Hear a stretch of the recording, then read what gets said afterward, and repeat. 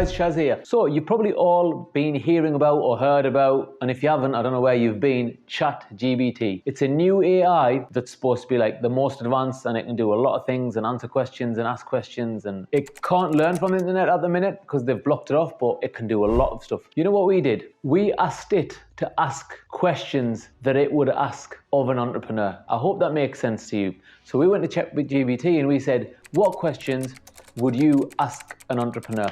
And these are the questions it asked me. And what I'm going to do is I'm going to answer those questions for you, and let's see if it's asked me some great questions and whether an AI would ask me great questions about being an entrepreneur that you think are helpful. Oh, before we go any further, can you give me a like? And you know what, guys? If you're not subscribed, please subscribe. That encourages me to make more videos because I've noticed a lot of people are just watching without subscribing. Right, let's get into it. So, number one, the first thing it asked me was, what are the key characteristics of an entrepreneur? I'm going to answer that with, they are determination, having a goal, being resilient, not giving up when everything is going wrong, being all right to good at finding solutions for things.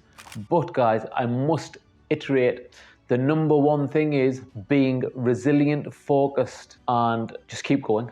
You know, a lot of people give up and they don't realize that when you give up, you've lost. But if you keep on going, you've never lost. And I've started tons of businesses where it's been going horribly wrong and I've thought, I'm going to give up on this. And guess what? We pivot slightly and we keep on going and it becomes a success.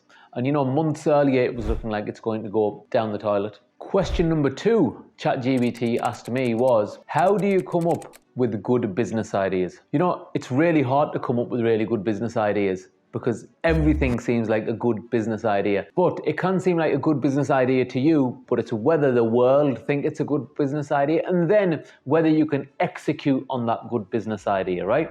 Some of the best ideas that I've had myself or I've read or heard of others having is when there's a problem, you're solving that problem. So a few years back, we started something called pay-as-you-go carpets, right? And it just took off like a rocket ship. And it took off because the idea solved a problem. Carpets are expensive. A lot of people want carpets every 5 to 7 years, but they could only save up so much before they spent the money on something else. But with pay-as-you-go carpets, what they were doing was they would put a deposit down and then pay 10 or 20 pounds a week or month or whatever that suited them off that, which meant they could have the product now, they could be enjoying it and they could pay later, but it wasn't extortionate because we didn't charge interest, we just had it all in the margin. And they were happy and we were happy as a business. So ideas can be something that you enjoy, that there's a problem in the market or in society or in your life and you think, oh, I could solve this.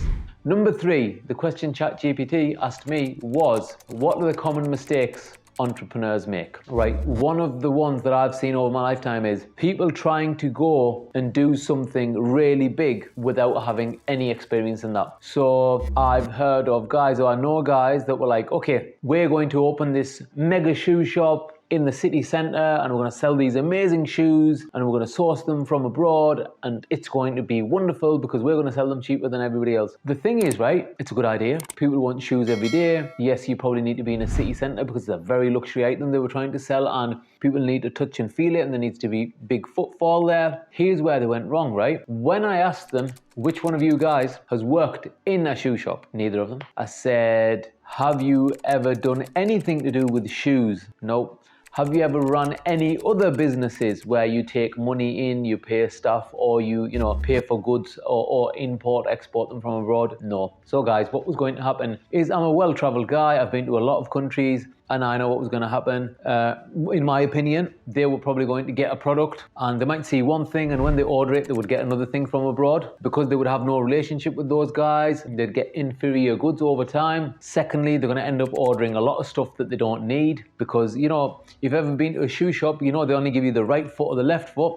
And if you're new and you don't know this, you might be going out there and saying to everybody, right, try on both the shoes or having them both on display where people can take them. Yeah, in a high-end place, you don't expect somebody to come in and steal your trainers, but you would still maybe have one. And when the customer looks at it, you're like, sir, Madam, can I get you another one? That's the kind of mistakes I think they'll make, just trying to do something that they have no experience in. It's like me saying, I'm going to open a restaurant now, I'm going to be the chef as well, but I've never cooked a day in my life. Yeah, it's, the chances of me becoming a super duper chef overnight is like, virtually none. So guys, the fourth question ChatGPT asked me was how to create a business plan. You can go about creating a business plan by first researching what product that you want to sell, yeah? Then researching who buys that product, what's the demand for it, where should you sell that product, yeah? Seeing what financial instruments you'll need, what resources you'll need as in staff or just needing to learn stuff.